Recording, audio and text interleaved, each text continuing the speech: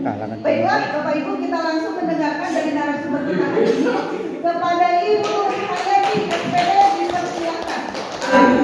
Oke. Nah, ini adalah sekolah kita tercinta ya, luar biasa. Di mana kita saat ini, Ibu dan Bapak? Di ruang web. Oke, di ruang web. Apakah ruang web ini ada di dalam lingkungan sekolah kita? Ada. Baik ya. Mari kita bersama-sama menyepakati kesepakatan kelas kita, ya. Kita kan mau sampai jam berapa itu ya? Mau sampai maghrib? Jam 1. Enggak ya? Kita sesuaikan saja. Ayo kita sepakati dulu.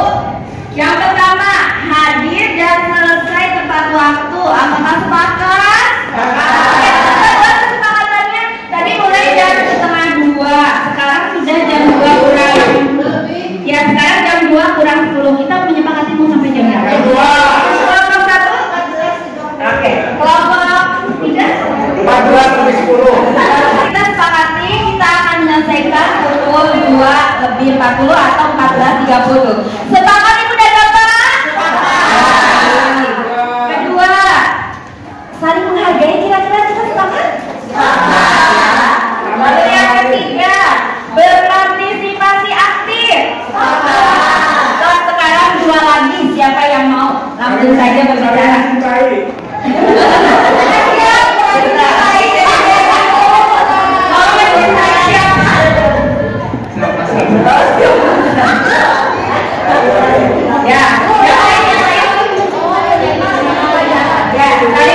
Kembali lagi, berarti hadir dan selesai tepat waktu. Yang ini oke?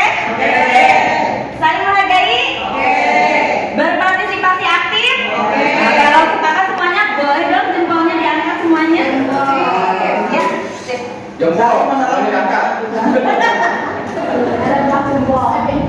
Nah, saya akan mencoba menyampaikan pendahuluan, tidak akan terlalu panjang ya, kita ambil garis besarnya saja.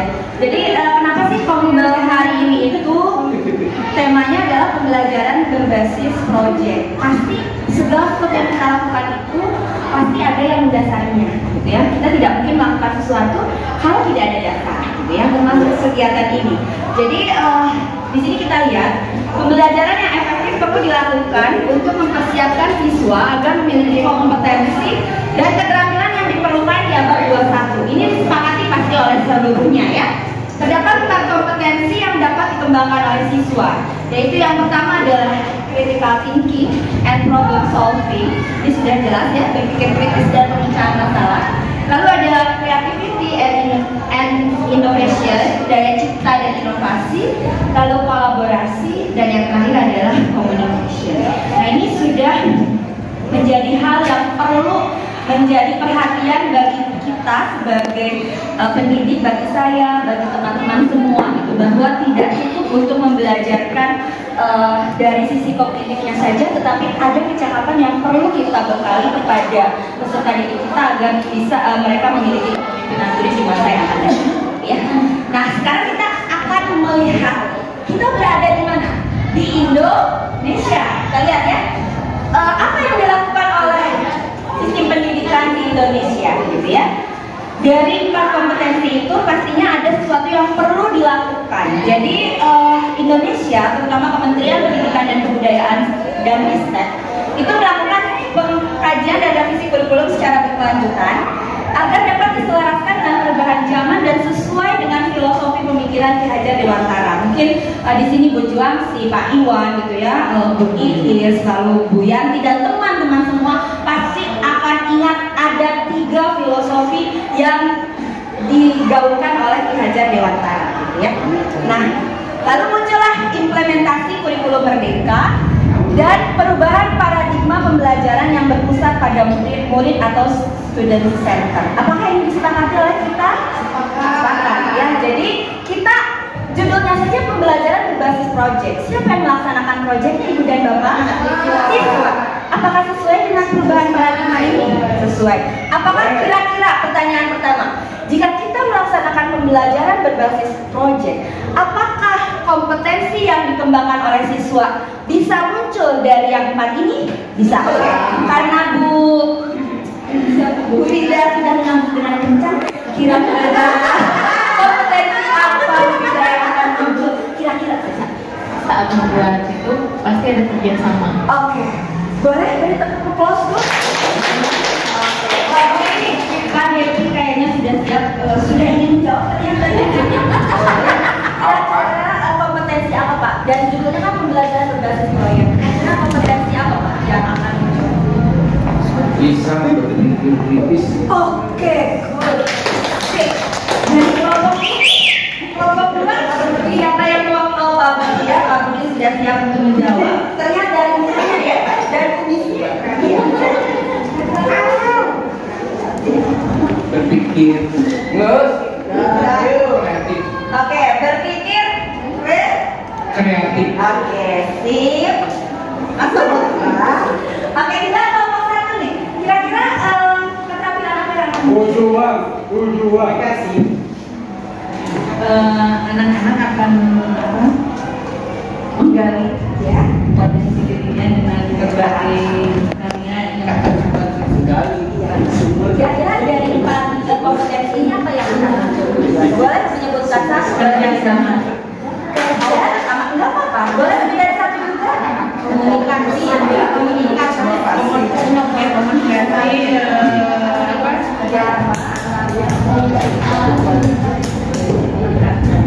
Oke, jadi teman-teman tadi mulai dulu dari Bu Vida. Tadi apa Bu Vida? Kerjasama. Pak Devi berpikir kritis, lalu ada kreatif, dan terakhir adalah kolaborasi. Jadi ini belum masuk ya, tapi teman-teman sendiri sudah bisa menentukan kalau kita melakukan pembelajaran berbasis project, kira-kira kita bisa membekalkan itu. Nah itu harus kita yakinkan dulu, gitu ya. Baik, kita lanjutkan. Nah, saya akan ajak teman-teman untuk memahami karakteristik kurikulum Merdeka, tapi secara sepintas saja ya. Jadi ada 3 karakteristik kurikulum Merdeka, dan ini bisa teman-teman ambil di Kemdikbud tahun 2023. Silahkan, boleh kalau mau browsing ya. Ada 3, yang pertama adalah soft skill dan karakter. Itulah kenapa kurikulum Merdeka salah satu struktur kurikulumnya adalah proyek penguatan profil pelajar Pancasila, gitu ya. Lalu yang kedua adalah fokus pada materi esensial yang relevan, membangun kreativitas dan inovasi peserta didik dalam mencapai kompetensi dasar seperti literasi dan numerasi. Jadi PISA dan TIMSS itu sebetulnya ada 3 kompetensi dasar, kompetensi membaca, gitu ya, kemampuan membaca, kemampuan numerasi, dan satu lagi adalah literasi sainsnya. Jadi ada 3 literasi. Lalu yang terakhir adalah pembelajaran yang fleksibel, memberikan keleluasaan bagi guru untuk melakukan pembelajaran yang sesuai dengan tahap capaian masing-masing peserta didik dan melakukan penyesuaian dengan konteks dan muatan lokal. Sehingga kita sepakati bersama ada 3 kegiatan yang muncul pada saat mengimplementasikan kurikulum Merdeka, yaitu yang pertama apa teman-teman? Intrakurikuler, lalu kedua kurikuler, dan ekstrakurikuler. Sepakat untuk yang ini? Sepakat. Bisa dilanjutkan? Bisa. Nah, saya bawa dulu teman-teman, kenapa sih kita harus melakukan kegiatan kombel tentang pembelajaran berbasis project, gitu ya. Sebetulnya nilai kita di tahun 2024 itu masuknya ke kategori baik. Jadi kalau teman-teman mengunduh rapor pendidikan sekolah kita, semuanya itu hijau. Tidak ada lagi yang merah, tidak ada lagi yang kuning, gitu ya. Tetapi coba lihat teman-teman nilainya berapa? 57,85, gitu ya. Lalu muncullah ini loh yang harus dikembangkan tuh, gitu ya. Karakter dan kreativitas, ya, kreativitasnya. Nah, sehingga di sini diinspirasi benahinya, di rekomendasinya itu pendidik mampu mengimplementasikan pembelajaran berbasis proyek penguatan profil pelajar Pancasila dimensi kreativitas. Itu sudah jelas di 6 dimensi P5, salah satunya adalah berpikir kreatif. Tetapi teman-teman, tadi kita sudah bahas bersama bahwa kurikulum Merdeka bukan hanya kokurikuler, bukan hanya proyek, tapi ada intrakurikuler dan ada ekstrakurikuler. Apakah kita semua terlibat dalam kegiatan P5? Terlibat, tentu 7 dan 8. Apakah di kelas 9 karena tidak ada P5 kita tidak perlu memberikan bekal kreativitas kepada anak-anak? Perlu atau tidak? Perlu. Di mana kita bisa membekalkan itu selain di proyek P5? Berarti proyek di mana berarti Ibu? Di dalam, di mana biasanya kita? Di dalam pembelajaran. Ya, jadi jangan inspirasi benahnya. Pengembangan pembelajaran berbasis proyek termasuk P5. Jadi bisa di intrakurikuler dan bisa di kokurikuler yaitu di P5. Sampai di sana apakah pemahaman kita sama? Sama. Jadi berarti membekalkan berpikir kreatif itu bisa tidak di kegiatan intrakurikuler? Bisa. Dalam kegiatan apa? Pembelajaran. Bisa tidak Pak Iwan kita membekalkannya di dalam kegiatan proyek? Bisa. Kita masuk kegiatan apa? Intrakurikuler, kurikuler atau ekstra? Iya, kokurikuler. Oke, boleh tepuk tangan semuanya ya. Lanjut ya. Jadi pemahamannya sudah sama kita? Ya. Saya kan bagian dari ibu dan bapak. Jadi tidak boleh ada yang berbeda pemahamannya ya.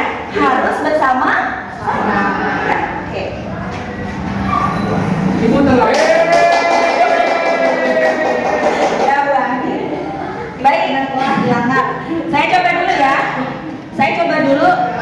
Tadi di inspirasi benahinya kita harus masuk ke P5. Oke, kita ke P5 dulu, ya karena termasuk P5. Proyek penguatan profil pelajar Pancasila atau P5.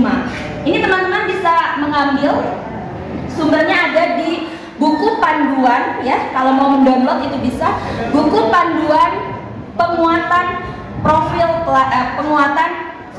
buku panduan proyek penguatan profil pelajar Pancasila yang dikeluarkan oleh Kemdikbud. Nah ini ya, pelajar Indonesia merupakan pelajar sepanjang hayat yang kompeten, berkarakter, dan berperilaku sesuai nilai-nilai Pancasila. Ini tidak saya ganti ya. Lalu dimensinya teman-teman juga sudah tahu, ada beriman dan bertakwa kepada Tuhan Yang Maha Esa, berkebinekaan global, bergotong royong, kreatif, bernalar kritis, dan mandiri. Gitu ya. Mungkin teman-teman masih ingat pada saat Pak Ratman menyampaikan ini bisa loh bernalar kritis, mandiri, kreatif, bisa tidak masuk ke intrakurikuler? Bisa, ya. Ini bisa tidak masuk ke kegiatan ekskul? Bisa, ya. Dan ini juga bisa masuk ke kegiatan penumbuhan budaya satuan pendidikan atau ke kokurikuler. Berarti kalau begitu kreativitas itu bisa kita gali, bisa kita lakukan pada saat siswa kita melaksanakan kegiatan proyek penguatan profil pelajar Pancasila. Dan kita sudah beberapa kali proyek, salah satunya adalah mungkin yang saya ingat waktu kita Bu Juan kemarin, generator ada tidak memunculkan dimensi kreativitasnya, penilaiannya? Ada. Kita dengarkan dulu 1 menit untuk Bu Juan sih menyampaikan kepada teman-teman di kegiatan proyek kemarin memunculkan dimensi kreatifnya yang mana? Ini kebetulan Ibu Ketua Generator, boleh tepuk tangan dulu teman-teman ya. Apakah muncul nggak dimensi kreatifnya? Gagasan harusnya ada. Oke. Anak-anak boleh menghadap ke sana ya teman-teman. Nah.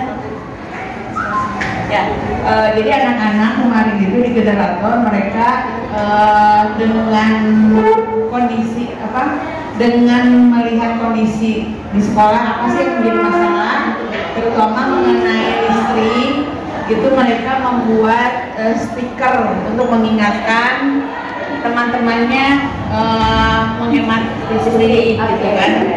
Lalu ada juga yang membuat komunitas untuk mengajak komunitas sepeda untuk mengajak teman-temannya untuk mengurangi polusi udara. Jadi banyak yang dilakukan oleh anak-anak Dan sudah masuk ke dimensi yang kreatif itu Ya, ya, Bu ya? jadi banyak kreativitas anak-anak di kegiatan generator kemarin. Oke, dan salah satunya boleh kita berbangga hati bahwa sekolah kita termasuk ke dalam salah satu apa Bu Juansi? Juara inovasi mengenai listrik. Oke. Dari sifat siswa yang bagaimana Bu Juansi? Dari sikap siswa yang mana? Dari kompetensi siswa yang mana? Berpikir, ya. Jadi apakah terbukti di kegiatan P5? Bukti. Dan itu harus kita lakukan secara berkelanjutan. Nah, sekarang saya akan mengajak teman-teman kokurikuler sudah. Ayo kita masuk ke tupoksi kita di dalam kelas, gitu ya. Nah, teman-teman, maaf, ini gak usah dibacakan secara keseluruhan ya. Kita lihat aja nih. Pembelajaran berbasis proyek. Ini dikemukakan oleh Grant tahun 2002. Ada yang menarik di sana. Project based learning has a long history, katanya ya. Dan di sini ada supported John Dewey. Itu menyatakan bahwa project based learning itu adalah sensitif sekali dia ya. Learning by doing. Terima kasih Bu Neni sudah hadir, nggak apa-apa. Learning by doing, ya. Dan di sini juga ada. Mungkin teman-teman sudah masih ingat ya? Piaget, Vygotsky gitu ya menyampaikan tentang konflik kritis. Nah teman-teman, ini saya berikan garis hitam. Pembelajaran berbasis proyek berpusat pada siswa dan bertujuan untuk meningkatkan keterampilan berpikir tingkat tinggi. Lalu menurut Kemdikbud melakukan eksplorasi, penilaian, interpretasi, sintesis, dan informasi untuk menghasilkan berbagai bentuk hasil belajar. Kita lihat dulu ya. Kalau kita akan membawa anak-anak kita melakukan pembelajaran berbasis proyek, oke? Halo. Iya. Nah, kita lihat dulu ya yang pertama. Apakah perlu anak-anak kita melakukan perencanaan? Siapa yang menyiapkan perencanaan kepada siswa? Guru. Berarti segala sesuatunya siapa yang harus menyiapkan? Guru awalnya, gitu ya. Karena yang biasa merencanakan itu adalah guru. Lalu perancangan, gitu ya. Nah, untuk perancangan ini nanti kita lihat apakah dirancang oleh guru atau oleh siswa? Kita lihat ya. Lalu yang ketiga apa? Penyelidikan, dan terakhir adalah sekarang saya mau bertanya dulu. Teman-teman, kira-kira kalau kita akan melaksanakan kegiatan pembelajaran berbasis proyek, itu yang ada di bayangan teman-teman, kegiatan pembelajarannya seperti apa? Atau apakah hanya milik pelajaran tertentu atau semua mapel bisa? Gimana Bu Iris? Apakah pembelajaran berbasis proyek itu bisa diimplementasikan ke semua mapel? Dan bentuk belajarnya seperti apa? Tentunya pembelajaran yang berpusat pada siswa, di mana siswa, guru sebagai fasilitator dan siswa yang lebih banyak aktif berkegiatan dan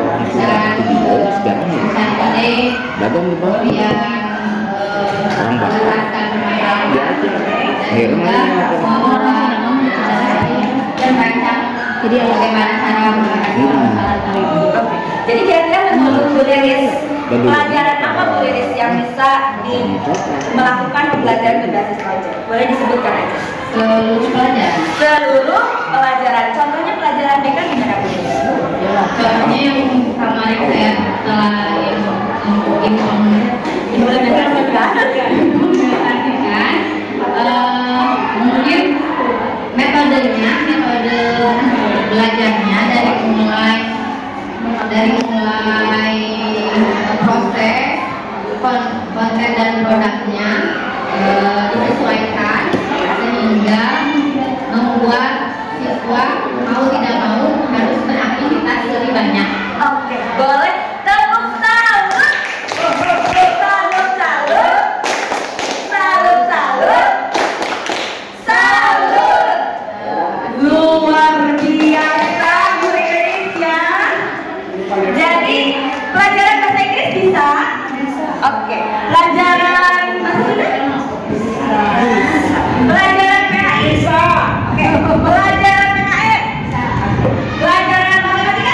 lagi. Pelajaran IPA, seni budaya. IPS. Ada yang belum tersebut?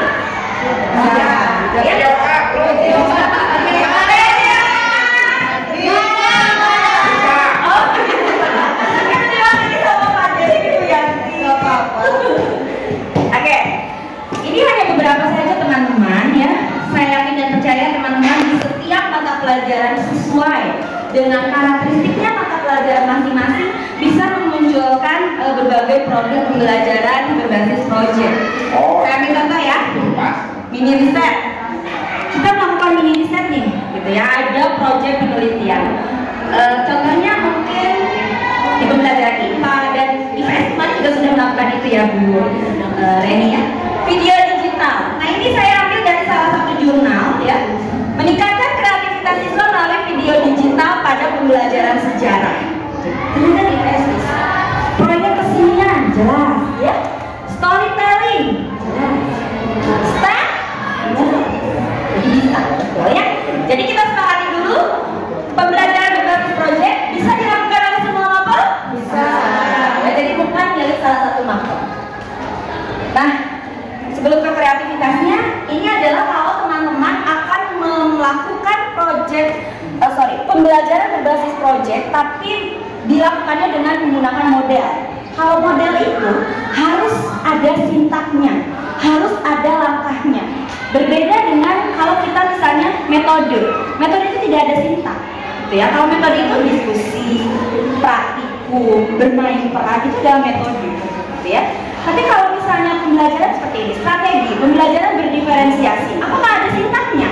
Tidak ada. Tapi kalau model, discovery learning, apakah ada sintak? Ada. PBL, apakah ada sintak? Ada. Inquiry, apakah ada sintak?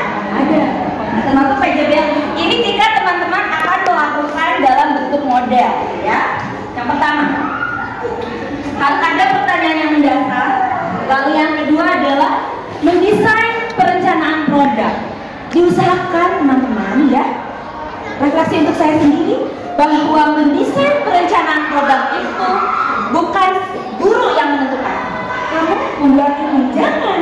Kalau bisa biarkan siswa yang secara kreatif menuangkan gagasannya seperti yang tadi sudah disampaikan oleh Ibu Liris. Ya, seperti saya pernah melakukan waktu itu PJBL terintegrasi dengan STEM atau PJBL STEM. Kebetulan topiknya itu terkait dengan membuat satu produk teknologi yang terinspirasi oleh struktur tumbuhan, tapi memanfaatkan membuka dan menutupnya stomata. Ternyata produknya itu adalah membuat lampion. Terinspirasi dari lampu sensor, bukan lampion, yang lebih ke lampu sensornya ya. Kalau misalnya di jalan-jalan itu kan lampunya tiba-tiba langsung menyala ya, nggak kita nyalakan dulu gitu ya. Itu berdasarkan prinsip dari membuka dan menutupnya stomata untuk beberapa jenis tanaman. Nah, apakah kita yang memberikan rancangan kepada siswa? No, biarkan siswa yang berkreasi. Tapi guru perlu memonitor tidak sih?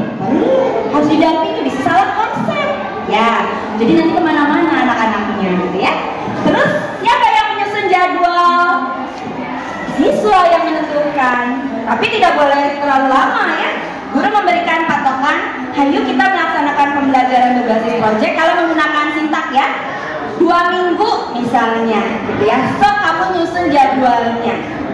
Guru yang memonitor.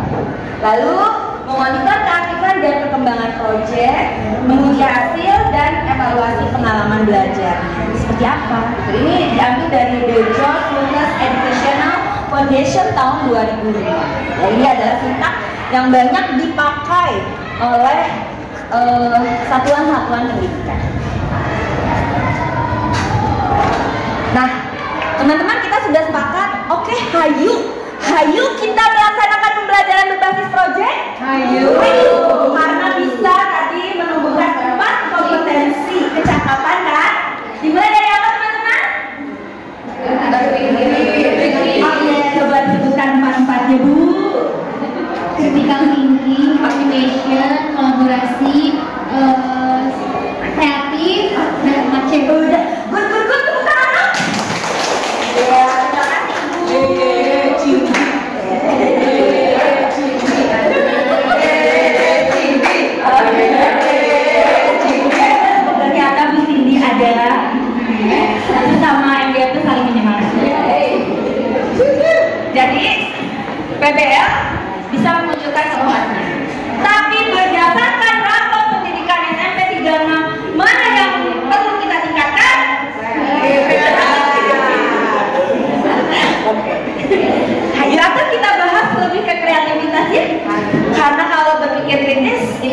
beda. Communication indikatornya beda. Collaboration indikatornya beda. Ya, kita ke kreativitas. Kreativitas merupakan kemampuan untuk menciptakan atau menemukan sesuatu yang baru atau bisa juga menggunakan yang sudah ada. Kreativitas memiliki beberapa indikator menurut Sitepu: kemampuan berpikir lancar, berpikir fleksibel, berpikir orisinal, dan kemampuan elaborasi. Kalau kita lebih banyak diskusi aja, jadi saya percepat ya.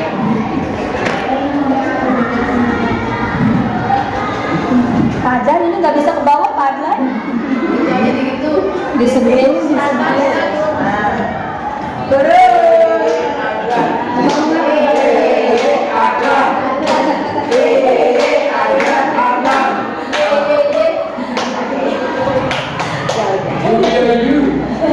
Nih teman-teman, saya minta contoh ya rubrik penilaiannya.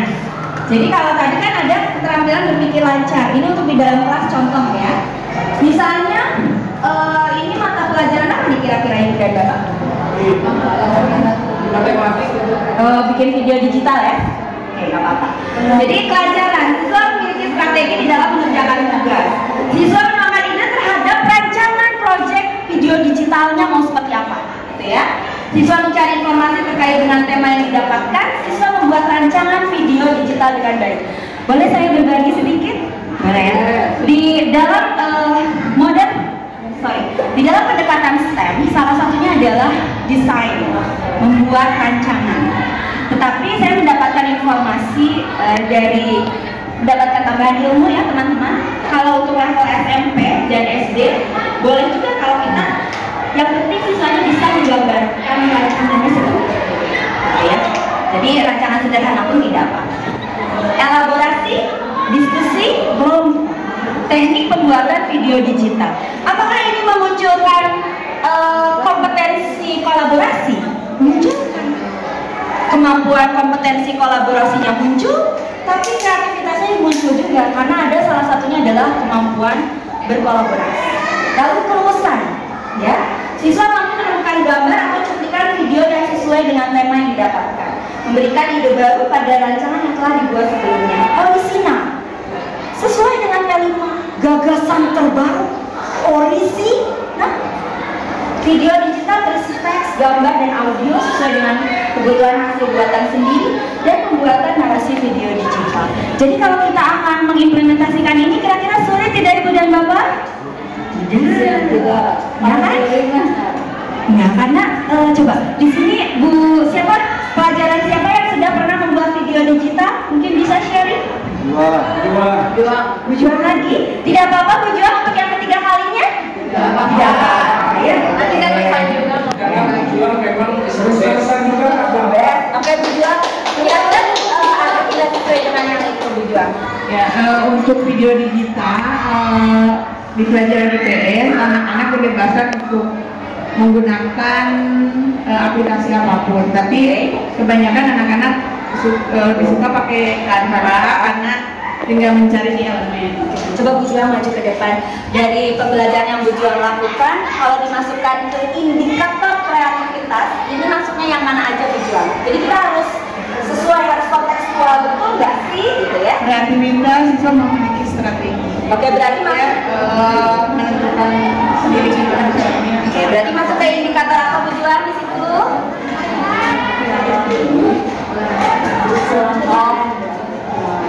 Kelancaran. Oke, kelancaran ada di yang pertama, ada di pembelajaran Bu Juan. Ada. Oke, Bu Juan lanjut. Sebenarnya semua indikator ini sudah ada. Siswa memiliki strategi, ya, karena mereka menentukan caranya sendiri untuk membuat. Oh iya. Lalu menuangkan ide. Untuk kebetulan sekarang tema 3 itu mengenai di kelasnya mengenai kegiatan ekonomi. Jadi mereka ada yang membuat animasi seperti kegiatan produksi, kegiatan distribusi, kegiatan konsumsi. Mereka cari gambar-gambar sendiri.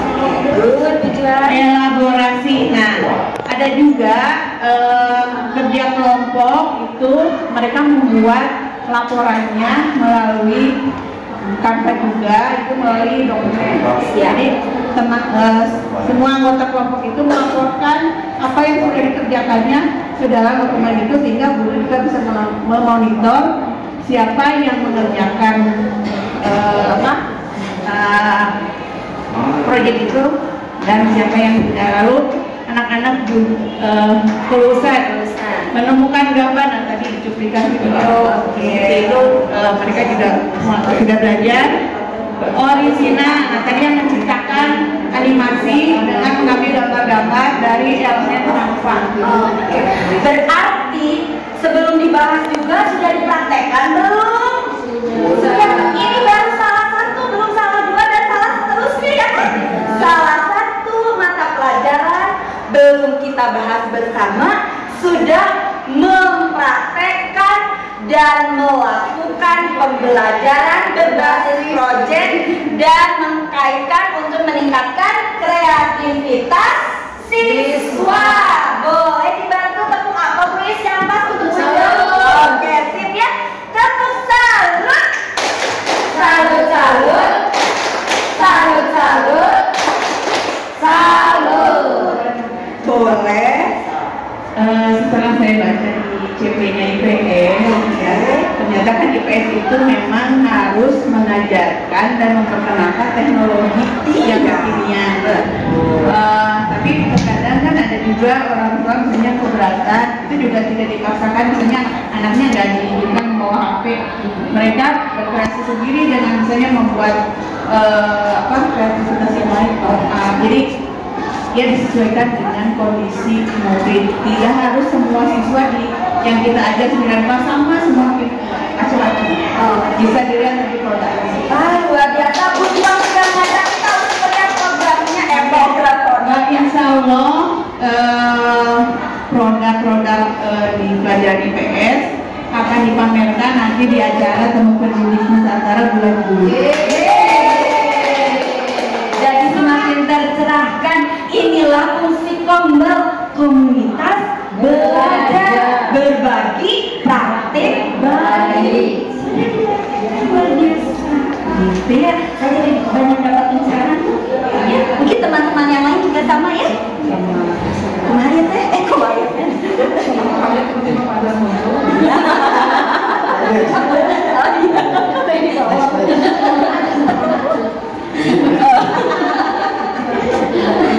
Terima kasih Pak Adla. Layanan terima Pak Adla. Teman-teman, kalau tadi saya mengajak teman-teman untuk melihat rubrik kreativitasnya. Dan ini contoh, salah satu contoh ya, rubrik penilaian proyek diambil dari Samuel Kitas. Ya. Tadi kan ada 4 yang utama pada saat kita akan menyusun pembelajaran berbasis proyek. Yang pertama adalah apa? Lalu yang kedua, pengumpulan data. Ketiga, mengolah datanya seperti apa? Boleh melaporkan secara lisan atau boleh dilaporkan secara tulisan. Ini salah satu contoh. Apakah baku? Bebas, ya. Silakan disesuaikan dengan apa yang akan dibuat oleh ibu dan bapak yang ingin mengukur kompetensi ketercapaian, disesuaikan dengan PP yang akan dipelajari oleh peserta didik. Ya, ini contoh saja. Tadi saya mananya? Ya. Nah, ini ya. Saya perlihatkan ini kriteria dan skornya. Ini ada di Hamida et al. Dari siapa kita. Peserta didik menunjukkan pemahaman materi sampai ke peserta didik kurang mampu menggunakan aturan kebahasaan yang tepat, kurang mampu melaporkan ujaran dengan jelas, dan kurang percaya diri saat mempresentasikan hasil proyek. Gitu ya. Silahkan disesuaikan.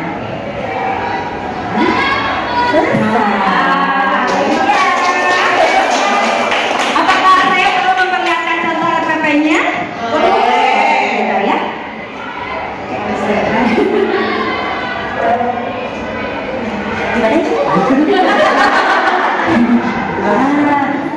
Ini yang masih yang kurikulum 2013 ke bawah Pak? Oh ya Pak. Masih TP ya Ibu dan Bapak. Nah sebentar. Langkah-langkah pembelajaran PJBL itu berarti apa? Project Based Learning ya, terintegrasi dengan STEM. Terima kasih yang kesekian kalinya untuk Bapak Azrani.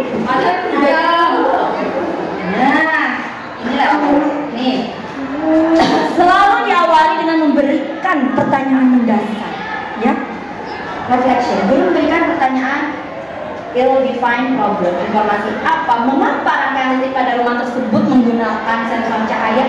Apa sih keuntungan dari penggunaan lampu yang menggunakan sensor cahaya? Adakah keterkaitan antara lampu sensor cahaya dengan konsep yang telah kita pelajari, ya? Nah, terus sampai ke sini ya. Bagaimana cara kalian? Jika kalian nanti akan membuat lampion dengan menggunakan lampu sensor, bagaimana upaya kalian agar lampionnya terlihat menarik? Apakah ini diberikan harus seperti ini oleh gurunya? Yang penting konsepnya sampai dulu. Ya, kita harus membuat lampu sensor dalam bentuk lampion, gitu ya. Lalu ada, nah ini ya, menemukan pemecahan masalah, memberikan assessment, membuat rancangan teman-teman ya, membuat rancangan pembuatan lampion, menentukan rancangan pembuatan lampion, lalu application-nya membuat herbarium, dan ini ada beberapa pembelajaran ya, jadi seperti itu. Ini adalah salah satu contoh, karena waktu itu kami melakukannya selama beberapa kali pertemuan, karena tidak mungkin membuat lampion dalam waktu 1 minggu. Jadi ada beberapa pertemuan sampai ke yang keempatnya itu adalah bagaimana hasil pembuatan lampion bersensor cahayanya. Terus minta setiap siswa memilih miniatur rumah dan instalasi listrik terbaik dari kelompok lain. Nah, mungkin teman-teman kok agak sedikit berbeda ya sintaknya, pasti ada yang bertanya seperti itu, karena ini disesuaikan dengan sintak STEM. Tapi kalau yang tadi saya sudah menyampaikan ada 6, bisa sebetulnya mencakup juga dari sini, gitu ya. Iya teman-teman ya.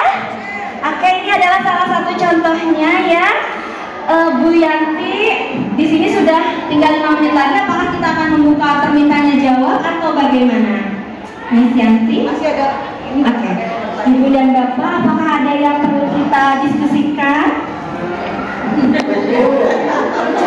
Bagaimana? Apakah cukup tipsnya memahami? Ini kalau misalnya cukup jelas, boleh angkat tangan kanannya.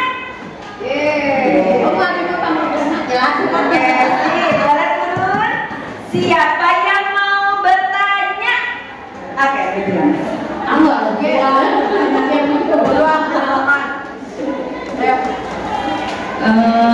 Mengenai ini asesmen formatif, Ya.